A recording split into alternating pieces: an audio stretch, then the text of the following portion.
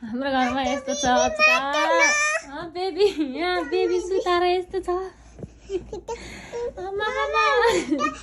ए पिता पिता हजुरको घरतिर कस्तो छ हाम्रो घरतिर यस्तो छ है छाटोभरि बेबी सुता ए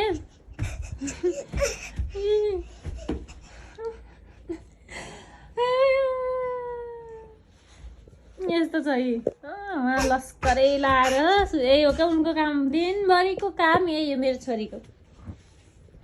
यो गुडिया यता बोक्ने उता बोक्ने बोकी हिँड्ने गुडिया ऊ हेमा अन्त उसको लुगाहरू क्या यो लुगाहरू मैले सबै पटाएर राखेको ओडाएको अरे क्या यसरी के उमेर होला यस्तो है हाम्रो पनि यस्तै उमेर गयो अहिले अब छोरीको उमेर यस्तो ल हेर्न सक्नुहुन्छ उसको दिनभरिको कामै यही हो कि छुट्टीको बेलामा विकेन्डबाट घर ल्याएपछि यही बेबी लिएर खाना दिनुपर्छ खाना दिएपछि त अनि यत्तिकै हो डान्स गर्ने